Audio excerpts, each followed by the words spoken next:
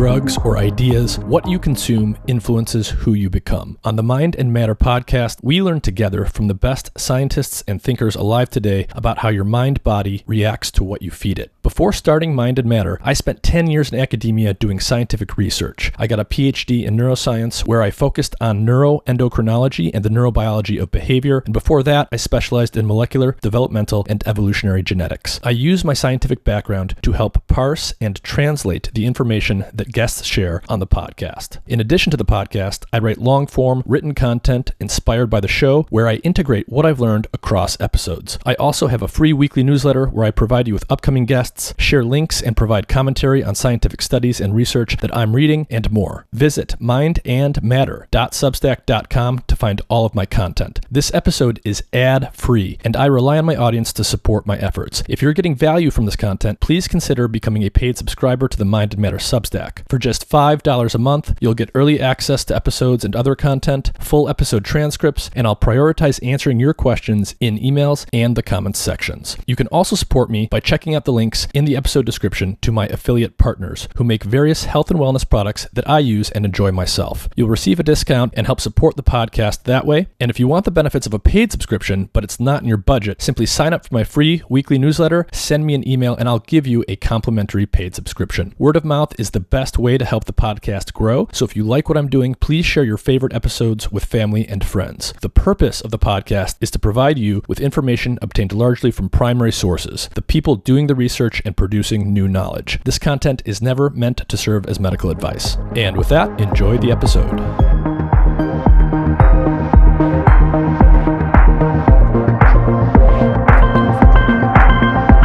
Thanks for having me, Nick. Appreciate it. Can you start off by just telling everyone a little bit about who you are and what your lab studies? Sure. So I'm at the University of Utah.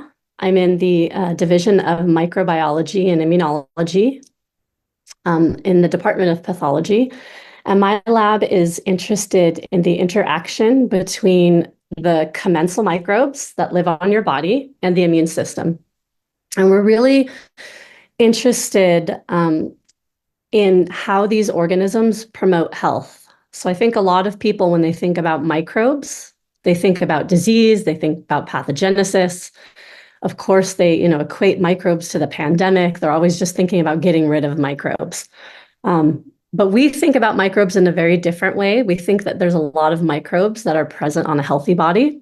And our real interest is identifying those microbes and how we might be able to utilize them to prevent diseases. Mm-hmm. And most people, when you start talking about the microbiome, people talk about good versus bad bacteria. It's intuitive as to why they're doing that, right? Bad bacteria would be, a pathogen, something that could make you sick or even kill you potentially. A good bacteria, I guess what's implied there is that it's contributing something to your health or to the functioning of the organism, potentially even something that's necessary. Do you think it makes sense to talk about good versus bad bacteria? And if so, what does good mean to you exactly? It's such a good question, Nick. I guess I can't help but think of good versus bad because a lot of our studies have identified bacteria that are beneficial. But I think in reality, it's definitely more of a spectrum. Good bugs can go bad, for sure. There can be organisms in your body that might be providing you a benefit. And then if they're provided an opportunity, let's say they get out of the gut and into the systemic part of your body, they could cause a problem. So I think what you're hinting at is absolutely right. And there's not always good bugs and always bad bugs. Mm-hmm. So some of the good ones can become bad. And, my understanding is that this often means, they have to sort of be in the right place. They have to be contained in the right area. And if they get out of where they're supposed to be, quote unquote, then as you said, they can become bad. That's right. Yeah, definitely they need to be contained. Most of our microbiome lives in the intestine. So certainly if those microbes get out, let's say they get in your liver or in your blood, they're going to cause problems. Although, most of them are highly anaerobic. So they, can't survive in highly oxygenated areas. Mm-hmm. So most of them will rapidly die. But yes, if they get out of the compartment, they can do some bad things. Yeah, and I've had microbiome people on before, and we've talked about various aspects of it. So my understanding is basically, right, we've got our immune system, you've got microbes in your gut and elsewhere. And the immune system is there's sort of a delicate balance there. On the one hand, you don't want to destroy some of these microbes, but on the other hand, you want to contain them, keep them at bay, prevent them from going where they're not supposed to be. Can you give us just a general basic sense for some of the communication that happens between the immune system and the microbiome? Sure, definitely. Um, I'll focus, I guess, on the things that my lab studies because I know that stuff best. So we're really interested in antibodies. So most people are familiar with what antibodies are, but they're molecules that B cells produce. And you make a ton of them in your gut. The average human makes about 2 grams a day of an antibody called IgA. And these antibodies are one of the primary ways in which we contain our microbiome. So these antibodies are very specific for microbes. There's lots of different parts of your immune system. Some of your immune system is very general and just recognizes, cell wall components of bacteria. But there's another part of your immune system which is very specific. And this is the part that antibodies are part of. So these antibodies are highly specific for the microbes in your gut, and they help to control them. And they don't just, they do keep them contained in their area, like we were just talking about, but they also control the types of molecules that they let those bacteria express. Bacteria or fungi are viruses, I should point out. So they don't let organisms express molecules that are harmful to the host. So if there is a harmful toxin or adhesion or something that makes that organism, invasive to the host, antibodies will target it, and that bacteria will downregulate expression of it. So it's not about always getting rid of the bacteria. It's kind of about controlling their function, their behavior. I see. So it sounds like we IgA, this antibody we produce quite a lot of it. And if I'm hearing you correctly, normally when I sort of naively think about antibodies, you sort of mass produce them when you get sick, and they sort of just cover the entire outside portion of a bug. And then that's sort of a step towards destroying that bug. But it sounds like these IgA antibodies, they can actually be used not to sort of destroy or completely suffocate these microbes, but they actually just control there's sort of a molecular communication there, and it controls what the pathogens are actually making molecularly. Yeah, that's a great interpretation of it. And most people think like you, Nick, where they think about the mass production of antibodies and they're in our blood, and their whole function is to tag a microbe for destruction. And IgA does do that in the gut. It just, IgA is different in the sense from other antibodies in the blood because it doesn't there's no inflammatory response associated with IgA. Its sole purpose is to target those organisms, and it does get rid of, basically it groups the organisms that it wants to get rid of together, and then you will essentially poop it out. So there is some eradication that happens, but ultimately those bacteria, because of that response, will downregulate those molecules. And before we get into some of the specifics around some of the work that you've done, some of your recent studies, so when we say that there's good bacteria, and with the caveat that good bacteria could become bad, and things are a spectrum, like what are some of the major things that we know good bacteria generally do? Is it that they are providing key nutrients that we can't really produce otherwise or absorb otherwise? Is it that they're sort of merely taking up space to box out pathogens? Like what are some of the good things that tend to come from these gut microbes? Well, I think you named, some of the top 2 that people think about is, first of all, they take up a ton of space. That kind of excludes any pathogenic bacteria. This is actually like a really important function of the microbiota because they have evolved to live with us peacefully, whereas pathogens haven't. So by them taking up the space, that prevents us from getting sick. And C. difficile is probably one of the best examples. So if you undergo antibiotic treatment, you kill a lot of those commensal microbes, and then C. diff has an opportunity to bloom. And this causes a lot of people problems. Another major benefit of bacteria is indeed metabolism. So they do, we can't process a lot of the fibers that we eat, like cellulose in plants. Hmm. Our microbes help us extract energy in things that we might not normally extract. They also produce molecules that help absorption of certain things like lipids and sugars. They can also prevent absorption of things that perhaps are not good for us. We still don't understand fully their metabolic capabilities, but we know that they're really important for metabolism. And then, of course, one of the major things, and that's what we study in my lab, is that they're really important in teaching your immune system about what to fight off and how to fight it off. Hmm.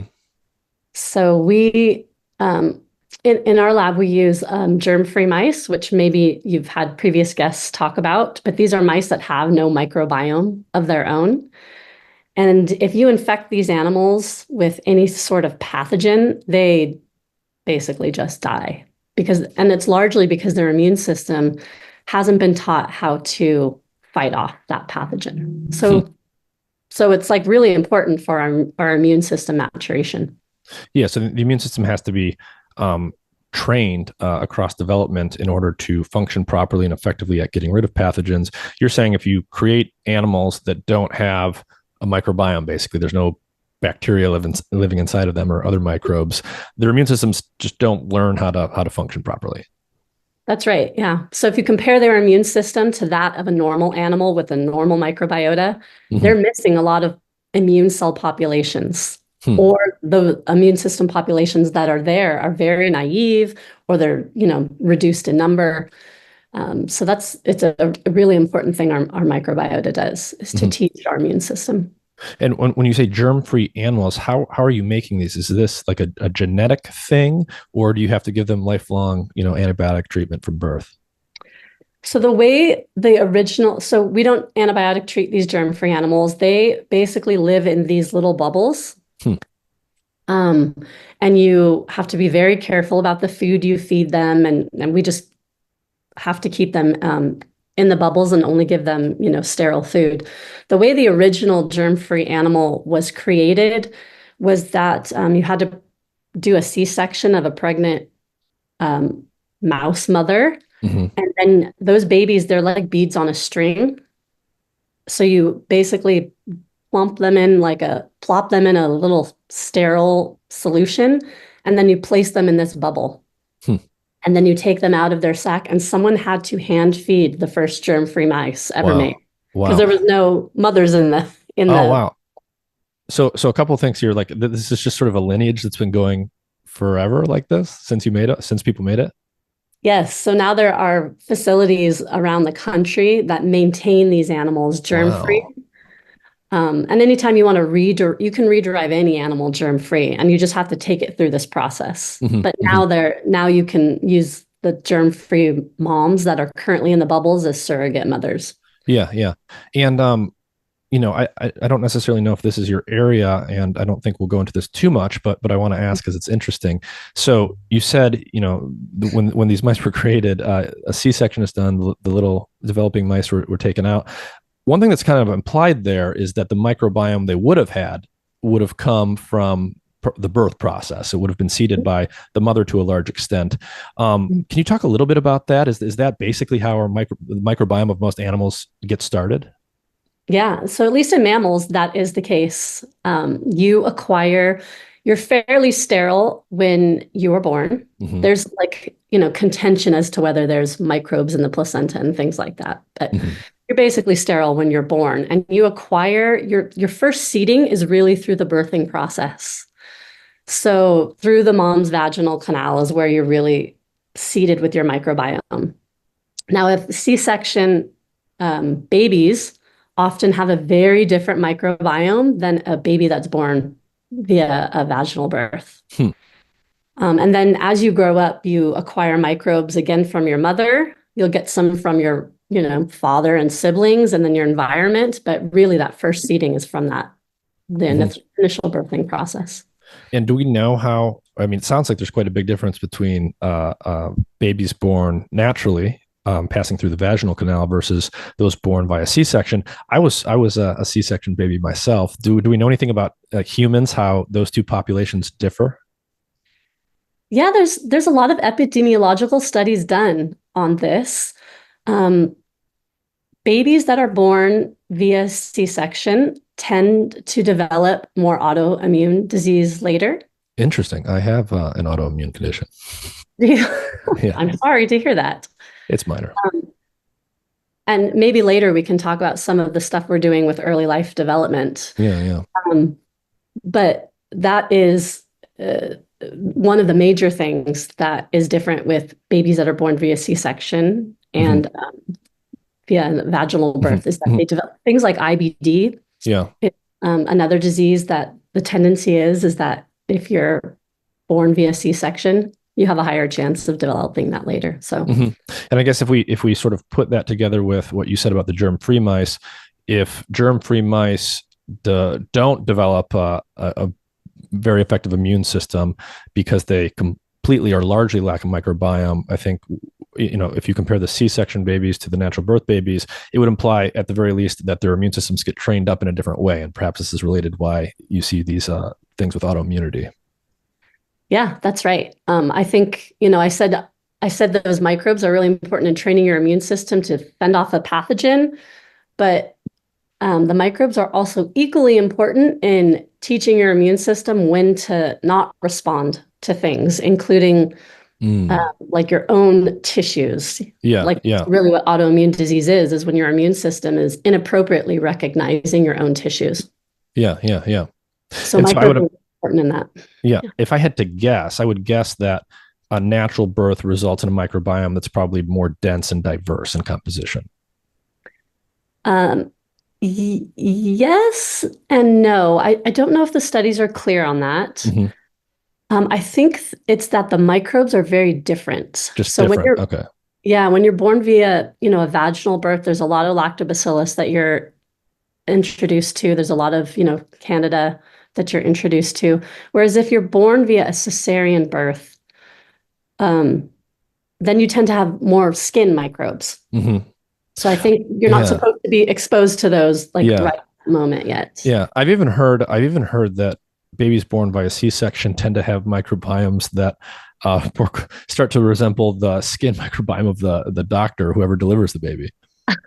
That's interesting. I've actually never heard that, but that's funny. That surprised me. I have not verified that, but I think I read that somewhere.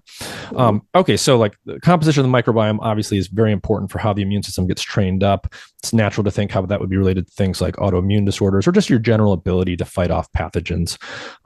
So the other thing I want to ask you for some background here is, one of the things that seems like it's a fairly rock solid part of the literature that I hear over and over again is, when we talk about nutrients that are good for your microbiome or that promote a healthy and diverse microbiome, the one that comes up the most is fiber. And you mentioned that fiber, things like cellulose, we don't digest them, but as people often say, they're food for the microbiome. What I want to unpack that a little bit more. What do these microbes do with the fiber, and what are they producing that then turns out to be good for us? Sure.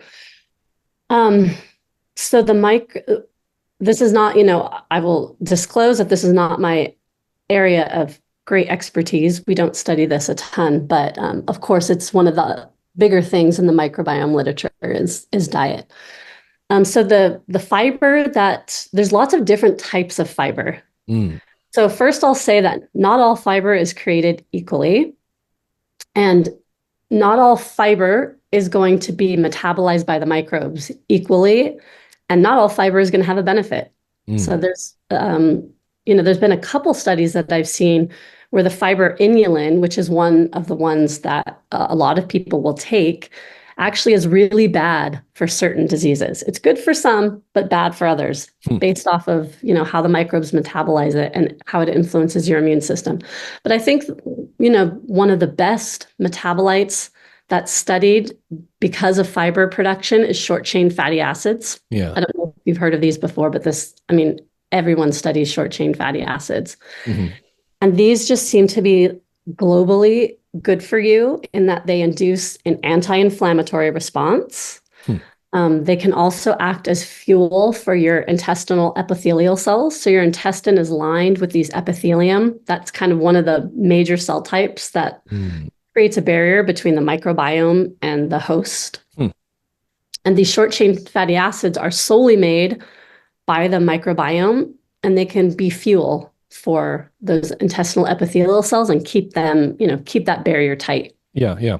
Well, that's interesting. So these short chain fatty acids, maybe we'll talk about chain length later, but shorter, sort of smaller fatty acids, they can be used directly as fuel. It sounds like, so if you've got microbes in the intestine, they can take that fiber, make these short chain fatty acids. It seems like it's a really good, efficient way to locally have energy for those cells. They probably don't need to spend as much of their their time and energy making fuel if you can have these microbes producing it locally right there.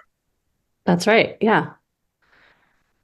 And so what would be the difference between just at a high level? So when we talk about a short chain fatty acid being used for energy as opposed to something like glucose, is there anything worth mentioning there? Is like one of them better or preferred by our cells as a fuel source? Glucose always seems to be the preferred fuel source for everybody, our cells and the microbes. I don't think that I can intelligently comment on whether or not short chain fatty acids or glucose are preferred. I think it all involves the environment, what the cell is doing, what the cell needs. And I guess one last question I have here is, so they produce some of these microbes produce these short chain fatty acids, which can be used by cells for energy and perhaps for other things. Are there other ways to get short chain fatty acids, or is this the only way? So our body doesn't produce them. It's, the fermentation byproduct of fiber that produces them. The other way to get them is people do synthesize these, like chemical companies synthesize them. So for instance, in the lab, we can buy, because there's lots of different short chain fatty acids. There's butyrate, there's propionate, and you can purchase these and you can orally take them. And a lot of people will do that in their mouse studies to show that, this short chain fatty acid is sufficient to have this effect. But other than that, other than these products, is this not really a component of natural sort of whole food diet? Not that I'm aware of. No. So I know that there's, the microbiome's been connected to, all sorts of stuff. And we'll talk about some of that. Obviously it's connected to, gut issues that we can talk about, inflammatory bowel disease and things like this. But it's also been connected to obesity. And, we're going to talk about one of your papers that you shared with me that's really, really interesting here. But before we get to that in particular, what's sort of known, what's out there in the literature right now in terms of the connection between the gut microbiome and obesity? So, what is currently known is that I guess on a very basic level, is that the microbiome, when it is less diverse, if you will, is associated with increased obesity. So what does diversity mean? We have these kind of like arguments in the lab about this. But I think just on a very superficial level, if you are missing certain microbes, and we are still uncovering what these specific microbes are and what they do, you seem to be more prone to gaining weight. So your microbiome composition seems to be very important in how you gain or lose weight. And in principle, like what would be the ways we imagine that could happen? So off the top of my head, I could imagine, well, maybe certain microbes are making certain key nutrients or producing metabolites that have to do with energy expenditure in our bodies. Maybe they're regulating how much of the calories we're actually absorbing from the food that we put into our mouths. What's sort of the space of possibility there? Yeah. So I think one of the first mechanisms ever discovered was really from Jeff Gordon's group. And this was when they basically took a microbiome from a obese mouse and transplanted it into a lean mouse, and that animal gained weight. And what they showed is that microbiome was really good at extracting energy. So it was able to extract more energy from the food, and then it gave more energy to the host. I see. Did those mice actually eat more, or was all of it accounted for just by absorbing more? In the transplant, the animals did not eat more. It was more about, them just having more nutrients and extracting more energy. The obese animal used for the microbiome transplant, it was a leptin deficient animal, so it constantly eats. There's no doubt there's a component of diet in influencing the composition of your microbiome. But just that microbiome change was accounting for a lot here. That's right. Yeah. Interesting. So tell us a little bit about this paper that you shared with me. Can you set that up for us in terms of what kind of questions you guys were asking and what the basic setup is? Sure. So this was one of the first studies I embarked on when I started my own lab. So during my postdoc, I had been studying a bacteria that we had discovered was able to prevent inflammatory bowel disease in mice.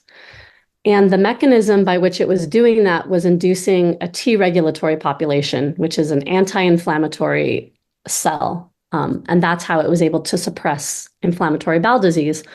And we identified a pathway within the cell that it was able to induce this Treg population. So it was basically inducing it by making a polysaccharide that bound to a toll-like receptor on a T cell.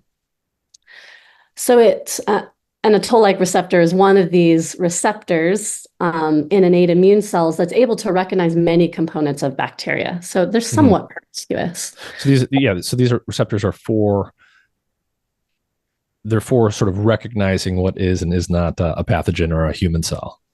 They are, but they're broad in scope. So they recognize pieces of bacterial cell walls or bacterial DNA. And they can do that whether it's a commensal or a pathogen. So they're not really great at differentiating between the two. I see. They can just sort of see like, this is our cell, this is human cell or not. Yeah, basically, yeah. So people are still trying to understand how these cells help distinguish between commensal and pathogen. But it made us really interested in that pathway with respect to because it seemed like this pathway was really important in inducing a healthy homeostatic intestine. So we made an animal. So I should preface this, like I did not start my lab thinking I was going to study obesity. I thought we were going to, find a pathway that was involved in IBD. But you just follow the science. So we made this animal where we got rid of a signaling molecule that's downstream of toll-like receptors. It's called MYD88. And basically, this is a signaling molecule downstream of most of toll-like receptors. So by getting rid of it, you're essentially disrupting the ability of whatever cell type. We were looking at a T cell at the time, but you're disrupting the ability of that T cell to signal through any of those toll-like receptors. So does that mean basically the immune system can recognize when it meets a non-human cell through this toll-like receptor, but it can't act on that because you're sort of blocking the information flow? That's right, exactly. And I should say that we only knocked it out in the T cell. So the rest of the cells in the mouse's body were able to make that recognition. So they were still active. So when we made that mouse, one of the major phenotypes of that mouse is that it had a significant reduction in the amount of IgA it produced in the gut. And you said we produce normally a lot of it. A ton of it, right. But this mouse, when we knocked out this pathway, was not making as much. And then if you let those animals grow up to old age, most people do not let mice sit around in their facilities beyond 8 weeks because it's very expensive to keep mice. For some reason, my graduate student decided she was going to not cull any mice and she was going to let them grow up to be like over a year old. And these animals developed this spontaneous obesity. They were like really fat. They were like, she always called them like little pancakes. But late in life, did they develop this late in life? Late in life, yes. It was not immediately, we didn't observe it in like an 8-week-old animal. I see. So as the mice are growing up and going through adolescence and things and becoming young adults, they looked normal macroscopically to the eye. That is correct. Yes. So they did have this IgA deficiency at that early stage, but it wasn't until later in life that they developed the obesity. If you did put the animals on high-fat diet, they developed the obesity quicker, so you could start to observe it. But yeah, it seemed to be a spontaneous phenotype, which is very rare to see in animals, actually. Normally, you have to push the obesity by giving them a lot of fat or changing their diet in some way. So this was a really striking phenotype to us because we had knocked out this immune pathway. We thought it was going to be involved in gut homeostasis, but these animals were getting fat. So it made us think about the microbiota. I'm a microbiota lab, so of course we thought about that. So we did transplant studies where we took the microbiota that formed in these obese mice and we transplanted them into germ-free wild-type mice that did not have this knockout. And those animals got fatter. With the same timing, with the same developmental timing?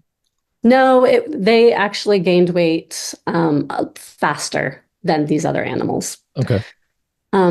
So what I will say is when you take that microbiota from the knockout animal and put it into a wild type animal, over time, the immune system in that wild type animal will kind of reshape that microbiota to be more of a healthy microbiota, if that makes sense. Yep.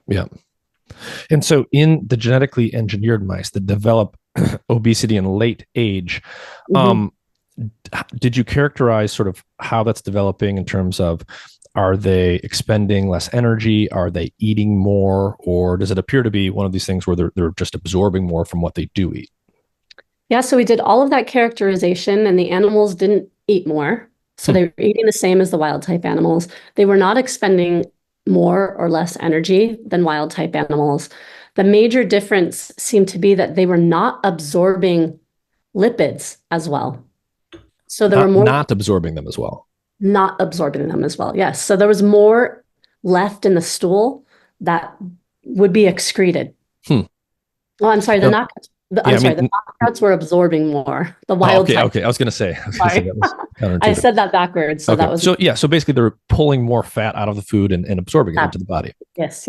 Okay. And is that so? A couple questions here. So. One, is it a specific type of fat? Are they absorbing saturated fatty acids, or is it just sort of everything? So the ones that we really noticed a difference in were these long chain fatty acids. I mean, these are just like basic, like once your lipases break down the fats that you eat, you get these long chain fatty acids. They bind to specific receptors on intestinal epithelial cells, and then they're taken up into the intestinal epithelium and then basically packaged into these chylomicrons and sent throughout the rest of the body for use. So those were the long chain fatty acids were the ones that we were noting were really different in our animal. And is there, I'm asking from a place of ignorance here. So chain length is important for a variety of things when we start thinking about the different fats that animals consume and what they can be used for. So you're talking about long chain fatty acids here. These are the ones that are being absorbed more by these genetically altered mice. Earlier, when we were talking about fiber in the gut microbiome, they were making short chain fatty acids. Is there any differences we should talk about here in terms of the short versus the long chain fatty acids that you think are relevant? Other than their chain length, I mean, the long chain fatty acids I'm talking about are ones that come from the diet that have been acted on by the lipases that are excreted from your pancreas. So these are more dietary fats, and then our host enzymes make them into these long chain fatty acids. The other ones, that we were talking about before are products of the microbes. Yeah. But at the end of the day, molecularly, it's a difference in chain length. So I don't know that there's anything to speak of beyond that. Yeah. But I guess, one of the questions, I don't know this for a fact, but this would be what I guess. So the short chain fatty acids are more readily burned as fuel. That kind of makes sense to me that the shorter ones would be used as fuel more.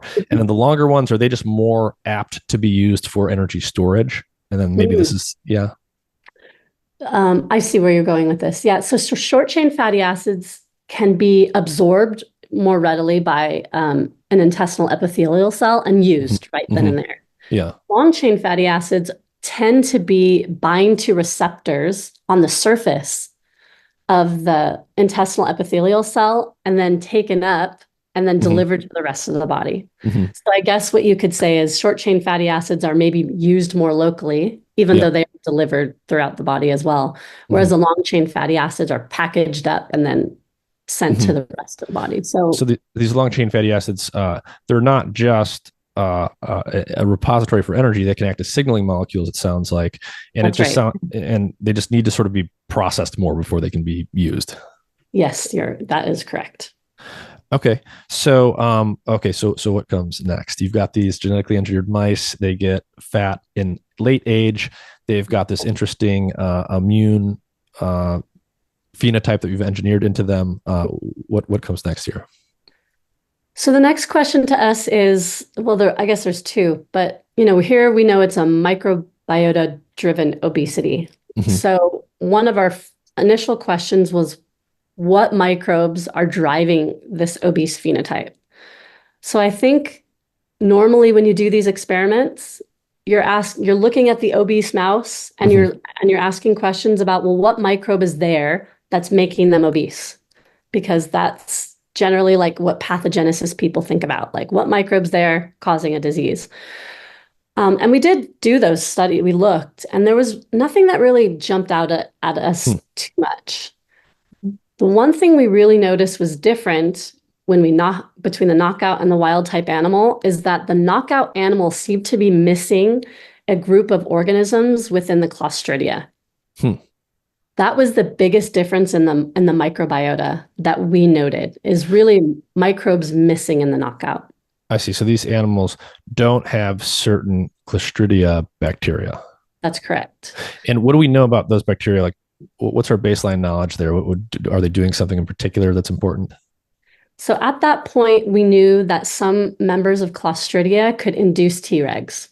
That had been shown in the literature. But beyond that, we didn't know a ton. Because I should say this is like a huge class of microbes. Okay. And they're highly uncharacterized. I see. So there's all sorts of different species that are in this general group. That's right. And when we had discovered it was this group, when was that? 2019, we published that paper. So much more has been done regarding sequencing and taxonomy of this group. A lot of things have changed. But what's unique about these bacteria is that most of them are spore forming. So a spore, a bacteria that can undergo sporulation, it's a way of protecting itself. So if it undergoes environmental stress, it can basically go into its spore form and it can resist things like antibiotics. It can resist desiccation, which was a nice way for us to be able to isolate these organisms, because we were able to take a healthy microbiota and extract all the spore forming organisms, which were mostly Clostridia, and we could give them back to those obese mice and we can make them lean again. So that was kind of the proof of principle experiment that we did to show, like, these are the organisms that are making these mice lean, helping them to stay lean. I see. So you've got this genetically engineered mouse. It's missing this key component in T cells of the immune system.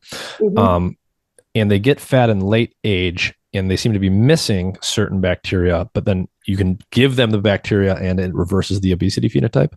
That's correct. Yeah. How do you give them the bacteria, and how is it a full reversal? How quickly does this happen? How dramatic is that reversal? That's a good question. So we give the bacteria via an oral gavage. So it would be the equivalent of a person like just taking a pill. Yeah. It's like taking probiotics. That's right. Yes. And we give it to the mice every other day. So it's not a ton. The reversal is pretty dramatic. And actually, I shouldn't say the reversal. It is the prevention, because we basically start giving these Clostridia to these animals before they develop obesity. I see. Okay. Because we knew that they would develop obesity later in life. Yeah. So we gave them the organism early in life. So we were asking if we could prevent the onset of obesity if we provided these organisms. So that's what we did. We still have to do the reversal experiments. We haven't done those. Yeah. Interesting. Okay. So genetically engineered mice, they're defective in their immune system in this particular way. They don't have certain microbes that they would otherwise have. They develop obesity late in life, unless you give them these bacteria earlier in life, and then they don't develop obesity. That's right. You're really good at this, Nick. Thank you. I'm just trying to make sure we're following. So how do you interpret that so far? Is it just, and I may have missed this, were you giving them back just one species, or is it sort of like a bunch of different species in this family of bacteria? Yeah, it was a big group of Big group. bacteria. Okay. It was probably 40 to 50 different types of organisms, all of them Hmm. being spore formers, but all of Hmm. them being part of Clostridia. Hmm. And then I assume you characterize sort of what was going on under the hood. The lipid absorption probably then just looks normal in these mice. That's right. Yeah. When you put in those Clostridia, you resolve the increased absorption of those lipids. Hmm. And so one thing people might think about here that I think immediately comes to mind is, so many people have had experiences or know of people who've had experiences where, even sometimes within the same family, or your friends or whatever, you seem to be eating more or less the same diet. It's not obvious that one person's like completely gorging, more than the other person, Yeah. or even people that are really trying to lose weight and they're cutting back and they fail to do so. One person's lean, one person's not lean or obese, but they seem Mhm. to be eating comparable diets. This starts to kind of sound like that, where you could eat the, it's possible. I think what this shows is it's possible for two animals to eat the exact same diet and have dramatically different results in terms of body fat deposition, because the microbiome is regulating how much is being absorbed.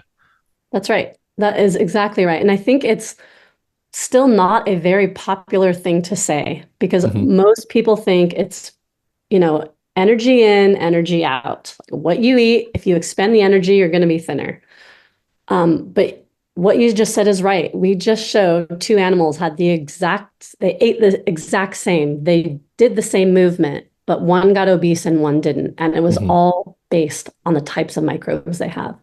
Hmm. So to me, this this is a really important finding because this says the types of microbes you have are going to dictate your body composition, and this is going to dictate, health. Mm-hmm. And one thing that's interesting, unfortunate, you might say, a little tricky, is um, these mice don't develop obesity till late in life. Mhm. So it's not like you could see something happening earlier on. Um, how do you start to think about, like, what that might mean for humans and sort of detecting, it's sort of like they go through their entire life and something, is different about them under the hood, but they don't develop Yeah, this phenotype till later in life. How do you start to think about that from more of a human perspective? sure. So I think there's probably two things to say there. The first being is that we were able to induce these animals to become obese earlier in life Mm, if we pushed it with a high fat diet. I see. So they more readily develop obesity. Is That's you right. almost might say that's the phenotype, and it just, if you don't push it with a high fat diet, it takes a long time to It set just in. takes longer. I see. I see. Right. So diet was a really important component here. Hmm. And we can talk more about why mechanistically I think that is the case. Um, the second thing to say, I just forgot. So maybe it'll come to me in a minute. Yeah. We'll come back to it. Yeah. I wanted to ask you. So when you look under the hood and you compare the mice you guys made, the genetically engineered mice that are predisposed to obesity, basically, what else, if anything, is sort of wrong with them? Do they have fatty liver disease? Are they insulin resistant? What does sort of the physiological or metabolic health profile look like? Great question. So it's not just obesity. Mhm. These animals develop fatty liver. They don't clear glucose as well. So they're starting to look like they're getting diabetes. Mhm. So it's basically a Um, metabolic syndrome. it really is a metabolic syndrome, and I Yeah, think we yeah. use that terminology in our paper a lot. And this is, something that's becoming a huge problem in Western civilization. Hmm. And the other thing that was interesting is I think you have a result here where you took these genetically engineered mice that develop obesity. And as you said, they're missing certain populations of bacteria in the gut. They're developing metabolic syndrome, and then you co-housed them with other mice. What happened there? Um, so those are interesting experiments. So this is very similar to a microbiota transfer Mm-hmm. study. So when you put mice into the same cage, they're coprophagic, so they essentially eat each other's poop. So that's, essentially that's what a microbiota transfer is you are feeding Yeah. mice. So by their nature, mice will automatically do a microbiome transfer. That's right. So generally, if you put mice into the same cage, their microbiome starts to converge and look more like one another. It's not always the case, but for the most part, that happens. Mm-hmm. So when you put knockout and wild type mice together, what we saw was actually the knockout animals that were co-housed with wild types, those animals got, oh my gosh, they got fatter. So they took on the phenotype of whoever they were, those mice that they were caged with. Mm-hmm. Those experiments are really nice because you can start to follow what microbes are moving to what animal. And that was really one of the key experiments that helped us identify this Clostridia population. Mm-hmm. And so when you give these animals high-fat diets, can you say a little bit, so what does high-fat mean exactly in terms of total fat? And is it important at all what the specific sort of fatty acid composition or the other composition of the food is? So our high-fat diet is a 45% high-fat diet, which is actually low for what other people do in the field. A lot of people give 60% high-fat diet. Most of the fat is coming from a palmitate in these diets, although not exclusively. And I think the source probably does matter, but that's just the diet that we... Is that a saturated fatty acid or unsaturated? I don't know. I think it's saturated. Okay. I'm with you. I'm like 80% sure it is. Yeah. Okay. So it's 45% fat. I don't know the numbers off the top of my head, but I believe like what would be a typical average American or someone eating the so-called Western diet? I think it's, roughly 50, 60% carbs and maybe 35, 40% fat. So, I guess kind of generally in this ballpark. Yeah, I think that's one of the reasons we used the 45% high-fat diet, because we felt like it was more akin to what a human might consume as opposed to 60%, which just seemed outrageous. Yeah, but, yeah. I guess if you're eating McDonald's all the time, you might hit that. Mm-hmm. And so you co-house these mice. You've got the obese one and the non-obese mice. The lean mice become obese. So do their phenotypes converge? Do the obese mice become a little bit more lean and the lean ones become a little bit more obese? Or do the lean mice really just take on the obese phenotype?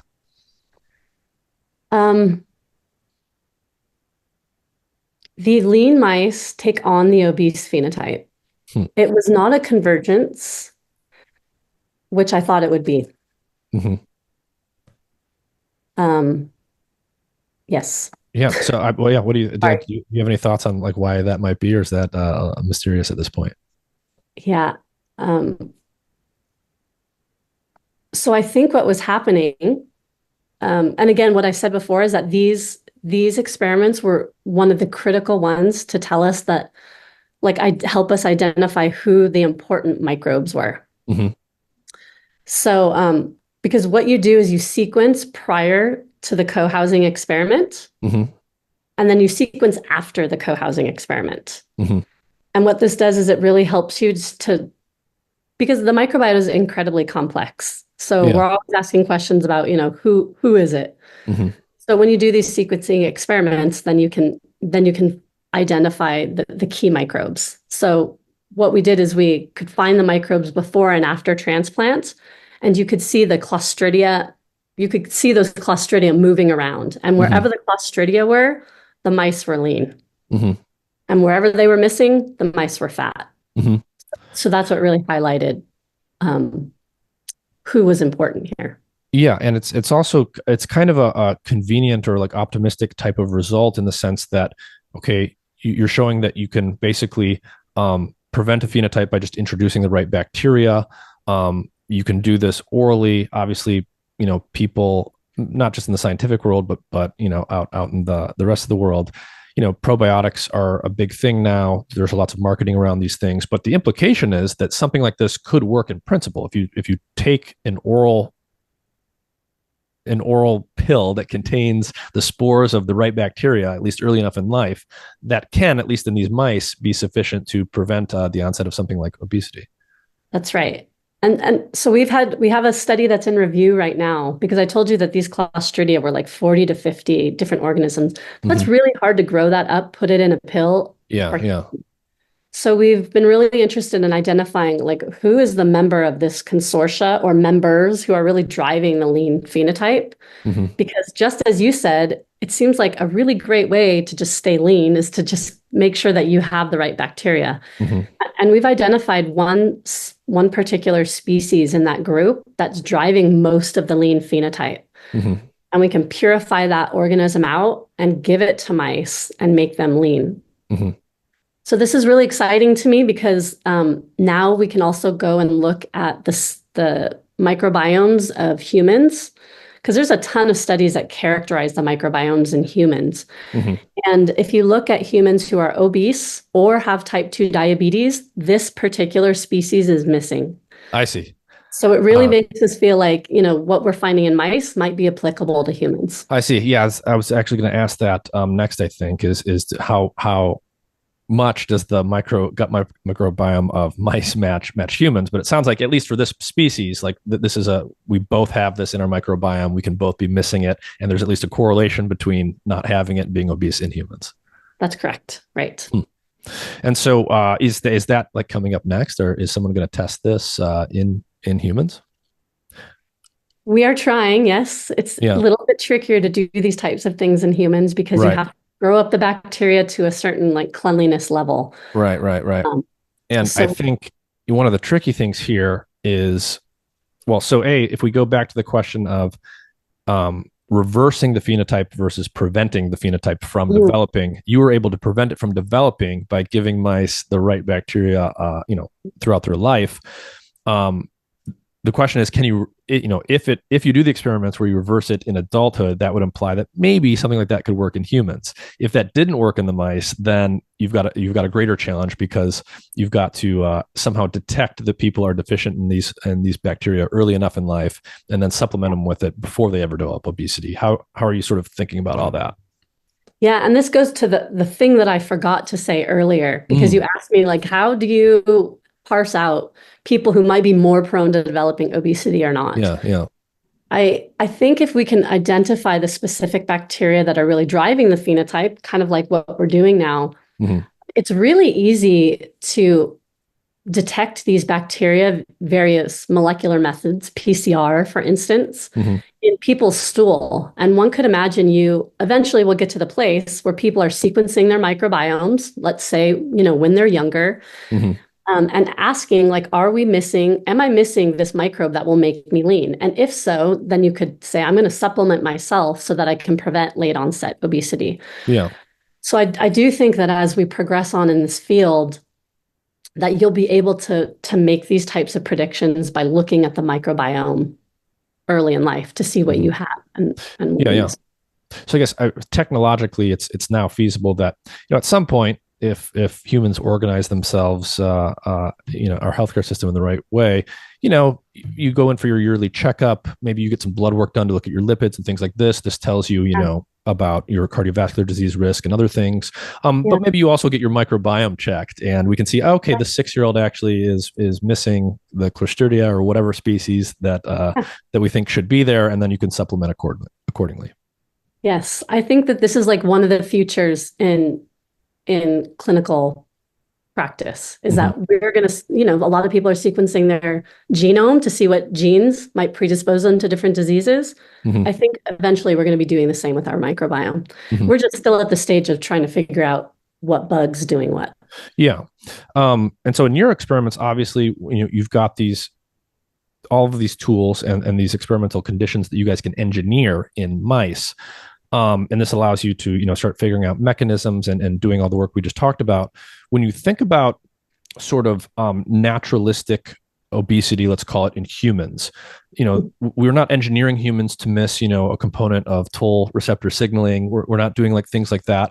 And yet obesity is what it is. It's spreading like wildfire, basically. What are and let's just suppose that, like in certain mice, at least some of this in some people has to do with microbiome deficiencies.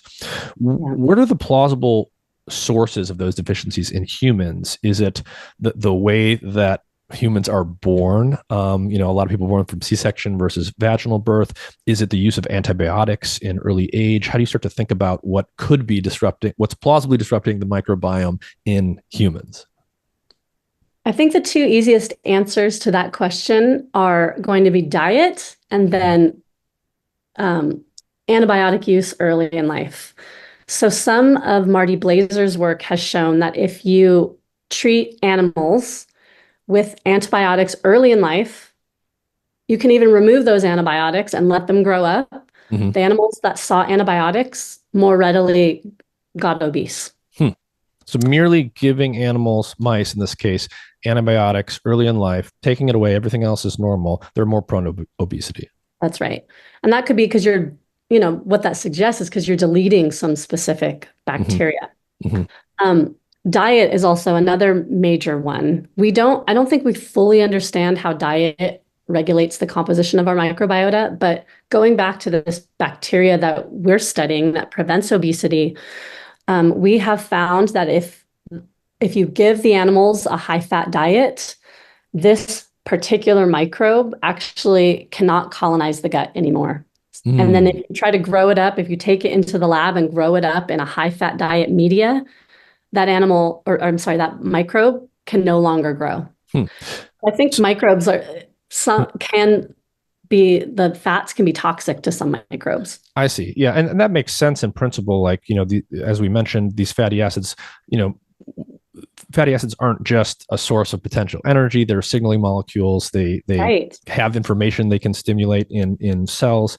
So basically what you're saying is the idea here would be, if you happen to, obliterate the microbiome or lose a species through antibiotic use or whatever, if you then, if that person, if you sort of let that person or let that animal develop, if they have, say, a high-fat diet, that could actually prevent the colonization of the bacteria that you want. But if you don't have a high-fat diet, perhaps that wouldn't. And so basically the dietary context can dictate whether or not, a certain bacteria species can grow back. And then that's going to have implications for things like obesity in this case. Yes, that's right. It's very complex, all of it. Yeah. And, it's like one of those chicken and egg things when we think about like what's happening in the naturalistic case. So obviously changing your diet can change your microbiome. Your microbiome can change how your diet is used by your body.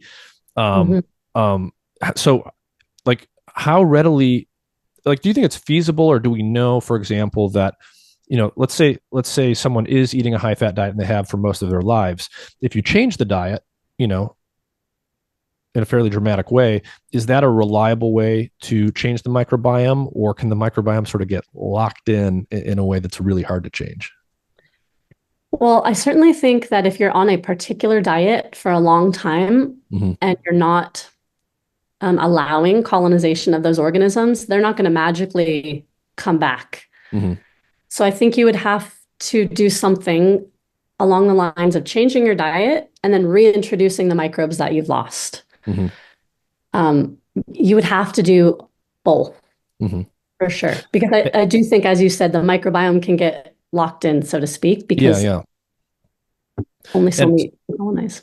When you think about, like, when I start to think about different strategies for doing this, I start to think about things like, okay, so when you say introduce new bacteria, there's a question of if we're talking about humans, it's like, do you take the probiotic pill that has been made to have these bacteria, or do you say go on a fasting regimen and then eat a diet that will be conducive to that bacteria blooming? How do you think about that? Do you think a healthy microbiome can often come as a natural consequence of eating a healthy diet, whatever exactly that means?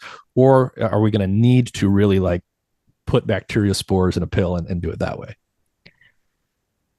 I guess I envision that you can get to the place where you're just missing certain microbes. And then unless you reintroduce them to the system via a pill or a fecal microbiota transplant, just eating a fiber-rich diet is not going to get you back to the place you need to be because those organisms are gone. And once they're gone, unless you reintroduce them to the system.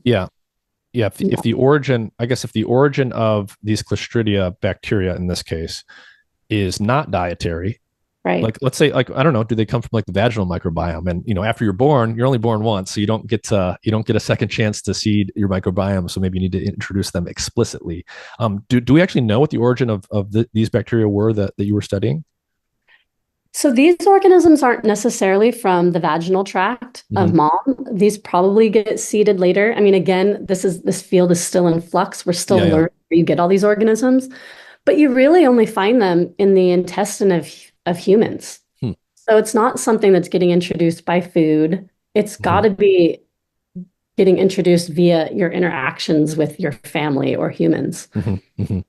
Um, but yeah, you don't find them. They're not being introduced during the birthing process. Yeah, yeah.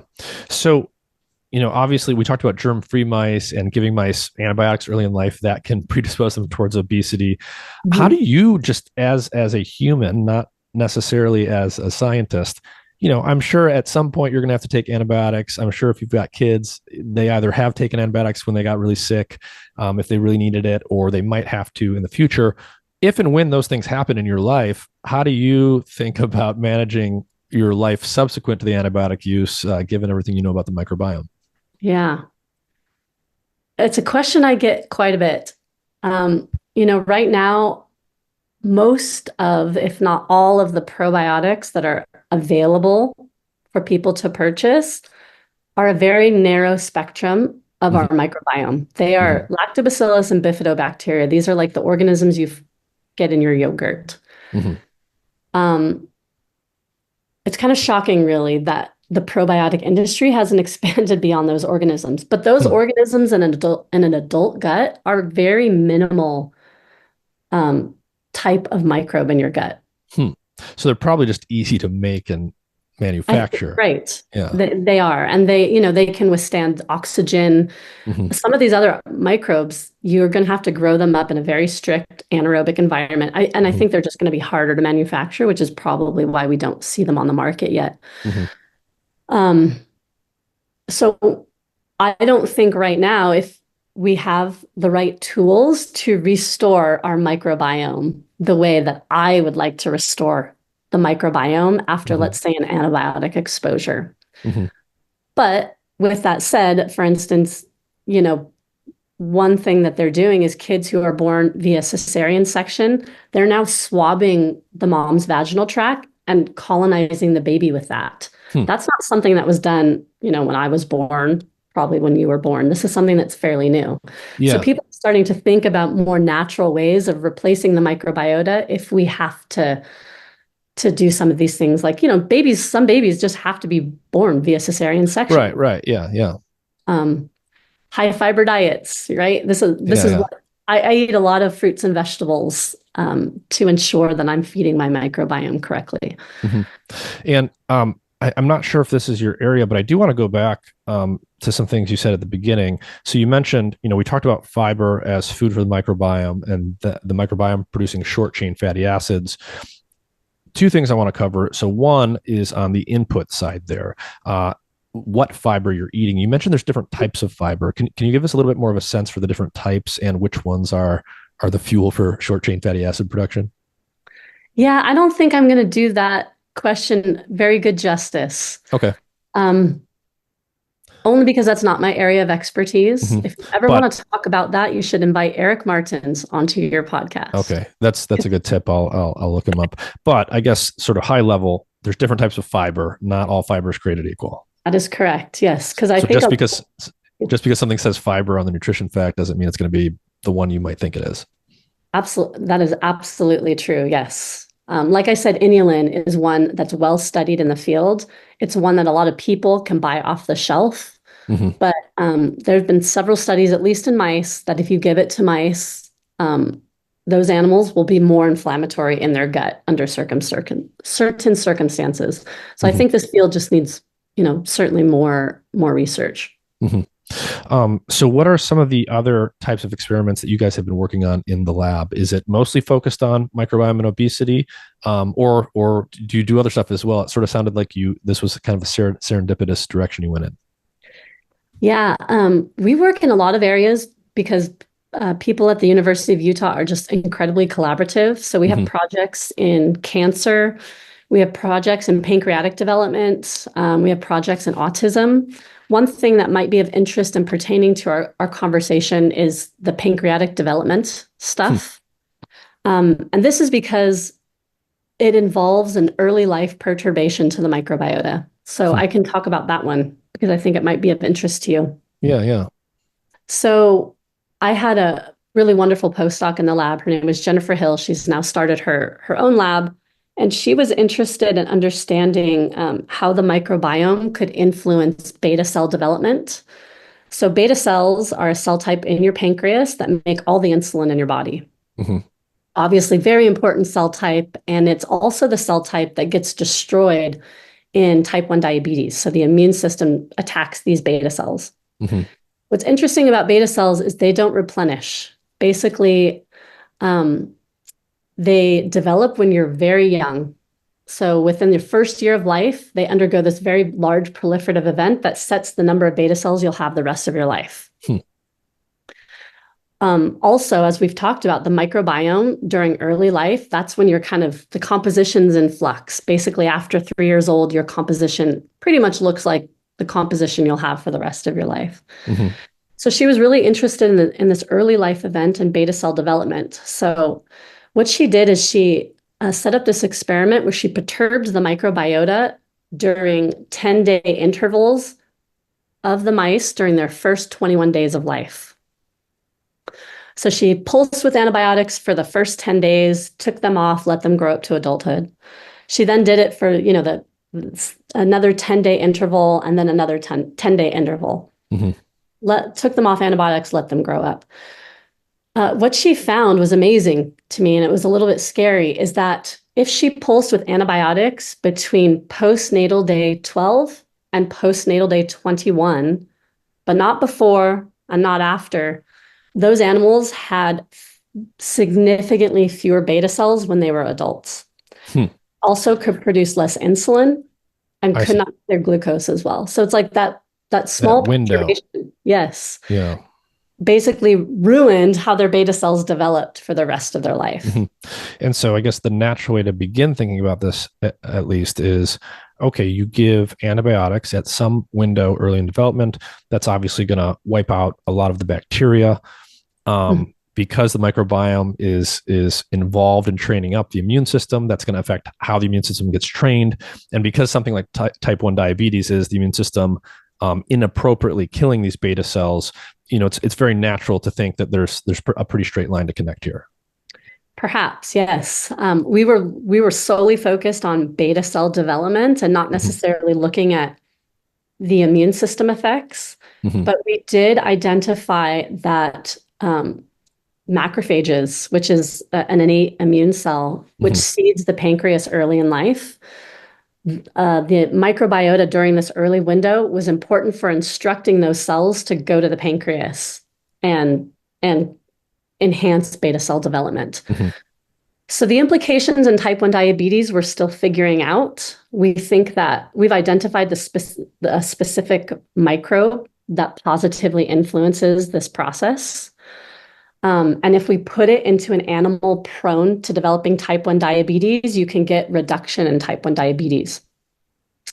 But what we don't know is how this microbe is preventing that immune destruction. That's something that we're still trying to figure out. But we think this could be used in enhancing beta cell expansion later on in life in people who do have type 1 diabetes because, again, their beta cells have been destroyed.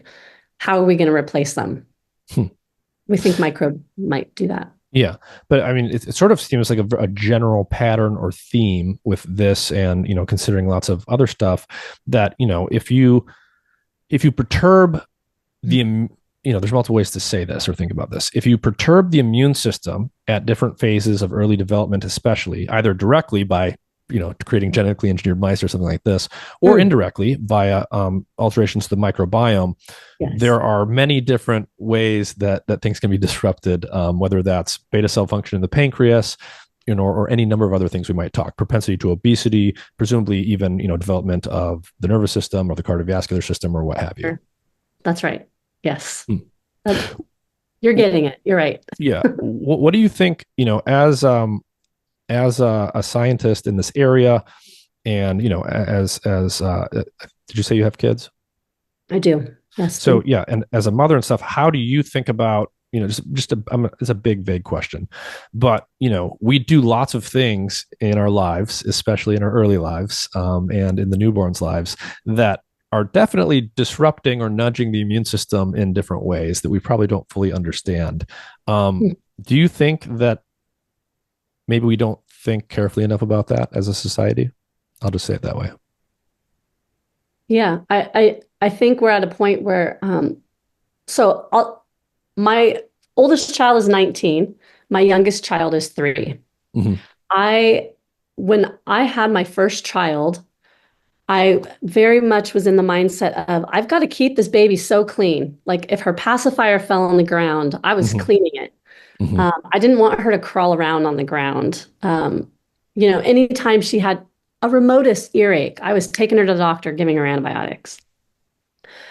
But as I started investigating this area, because I had her very early in my career, I Mm-hmm. wasn't even thinking about the microbiome when I had her. Mm. But my 3-year-old, I treated her very differently. If her pacifier fell on the ground, I actually just gave it right back to her. I didn't wash it off. I made sure that she was eating like foods high in fiber. She was eating broccoli and grapes, I was really thinking about like, I've got to feed her microbes. And if she did have an earache, I would let her struggle with it for a little because a lot of kids can just fight it off. You don't have to Mm-hmm. give them antibiotics to clear it Yeah. off. Um, so I think the way I raised my first child is more in line with how our society thinks about microbes. Like you got to get rid of them. Mm-hmm. Um, but I think we need to let our kids get a little bit dirtier. So as I hope that answered your question. Yeah, yeah. No, I mean, this ties into something I've talked about with others before, which is I think they call it the hygiene hypothesis. I guess Yeah. the broad idea here would be that it's actually our cleanliness, our taking of antibiotics, our hyper, cleaning of pacifiers, and constantly always washing our hands and always, being clean, getting Mhm. rid of the microbes. This is actually causing us certain problems, at least some of the time, because it's affecting how our body's interacting with the microbiome and with these pathogens. It's affecting how the immune system develops. Is the hygiene hypothesis something that is plausible or that sort of ties into any of this? I personally do think that at least a lot of the studies in mice and the epidemiological studies in humans, because again, you can't do causal stuff in humans, they support this idea that not having enough microbes can predispose you to certain diseases. And you said this before, it's certain diseases. Mm-hmm. Obviously, there are bad infectious microbes out there, and we don't want to have our kids exposed to those. We don't want to be exposed to those. But I absolutely think that the hygiene hypothesis is plausible. And many people refer to it as the microbiota hypothesis. So maybe it's not just about because the hygiene hypothesis is more about not seeing infectious microbes. Mm. And that the whole process of fighting off an infectious microbe and clearing it helps to train your immune system. But some people refer to it as the microbiota hypothesis because thinking more about the commensal microbes and how they're training your immune system. But Mm. yeah, I buy into it. Yeah. And so in obviously sharing the universal disclaimer with everyone that none of this is ever medical advice, and we are Thank not you. physicians. How do you, I want to go back to something you said that was interesting about, raising your children and, letting them, fight off the infection if they can, at least for some time. How do you like make those determinations around like when to use antibiotics? So the default for a lot of people, as you mentioned, was, even for me growing up was, okay, the child is sick, give antibiotics immediately, even if it's a viral infection. Right. How do you make the assessment of like when it's appropriate to use antibiotics and not, at least for yourself? So we definitely talk to our physician, and we always go in with a disclaimer that, we don't want to use antibiotics when they're not necessary. And I think more and more clinicians are not prescribing antibiotics as much as they used to. Like, for instance, when I was young, Mm-hmm. I remember that pink bubblegum tasting ampicillin. I Yeah. think they still give it to kids now. I had that so much when I was a child. Mm. And when your baby's sick, you just want to make it better. So Right. a Right. lot of parents go in and they beg their doctors to give them an antibiotic even when it's a viral infection. But we make the decision based off of a conversation with our physician and then watching, of course, our daughter. We monitor her fever and her pain levels. And so it's an interaction with our doctor and then us basically seeing how much that child can tolerate before we'll use antibiotics. Obviously, you want to catch it before it gets too bad. Yeah, but you just use, I guess, probably a lot of intuitive feedback. Like, a mild fever is going to be less of a concern than a crazy fever. Sure. Yes. You're right. Monitoring those numbers. We definitely look at that. You never want to get it too high. So what is sort of on the horizon for your lab, just in general, but especially related to this obesity phenotype that we talked about today? Yeah, so related to the obesity phenotype, identification of the specific organism has been really monumental, because now we can start to really tease apart the molecular mechanisms by which this bacteria keeps the animal lean. We've identified one molecule that this microbe makes, which just so happens to be a lipid. So it's making some sort of lipid that then makes the host lean. Do you know what is it? It's like a unique bacterial lipid. It's uncharacterized. So we're trying to figure out exactly what it is. We think that it blocks ceramide synthesis in the gut, which is having a lot of ceramides in the gut is associated with obesity. So we think that it's making a lipid that blocks this obesity pathway. What are ceramides exactly? So ceramides are just they're sphingolipids. It's kind of a different type of fat. Sphingolipids are really important, for instance, in cell membranes. So they're really important and good for you lipids. But if you get too many of these types of sphingolipids, it can change the energy balance in your gut. So they have been associated with obesity, cardiovascular disease, because if you get too much of them, you can disrupt cell membranes and cells can start dying. Yes, so the future of our research then is to really identify these microbial molecules, because of course we want to understand the basic mechanisms, but also, a big part of me wants to be able to utilize these therapeutically. So another direction of my lab is trying to test this particular organism and the molecules that it makes in humans. So we're moving in that direction, which is slow. Interesting. This has been fascinating, Dr. Round. Anything that you want to reiterate from our conversation, or final thoughts you want to leave people with related to microbiome, diet, and obesity-related stuff? Yeah, I think the thing I always end with, and I've probably already said this a million times as we've been conversing, is I really encourage, especially the research in this field, the researchers to start focusing on the microbes that are present during health, identifying those beneficial microbes. I mean, we still have this mindset of finding microbes that are associated with the disease state and always studying kind of the infectious bad organisms. But I think we can really learn a lot by just kind of reversing that thinking. All right, Professor June Round, thank you for your time. This was great. Thank you, Nick, for having me. I appreciate it. It's been fun.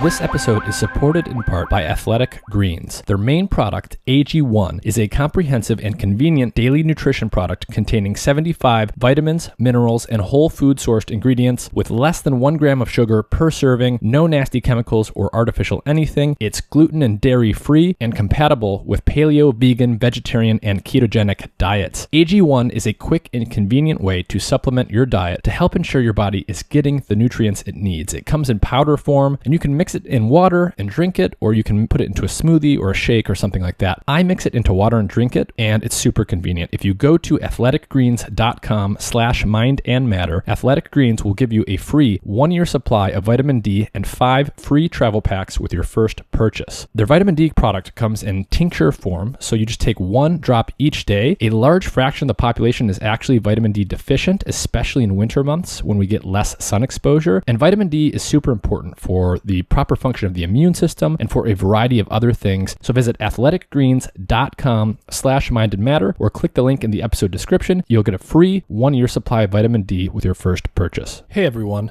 I want to take just a minute to tell you about a really cool health monitoring device I've been using called Lumen. It's a handheld, pocket-sized device with a sleek design. The Lumen device measures CO2 levels in your breath, which allows their technology to determine the extent to which your body is burning fats versus carbohydrates. Lumen helps improve your metabolic flexibility, your body's efficiency in shifting between using fats and carbs for energy. I use this device in the morning or before bed or after meals or after workouts to track my metabolism. With just a couple weeks of use, I learned a lot about which foods were causing my body to burn mostly fat, mostly carbs, or both, as well as how long I needed to fast and how hard I needed to exercise to promote fat burning. Being able to track whether your body is burning fat versus carbs will help you figure out how your body responds to your lifestyle and whether or not your weight loss and fitness strategies are actually working. Lumen is great for anyone looking to optimize their health for either weight loss or athletic performance. Their easy-to-use app allows you to track your results together with what you're eating and how you're exercising, and it syncs with other devices like the Apple Watch. Click the link in the episode description to learn more and use the code MINDMATTER, MINDMATTER, to get 10% off your Lumen device today. That's on top of the site-wide sale they are currently running, and the Lumen device is eligible to be paid for with FSA and HSA health accounts. Check out the link in the episode description for more info.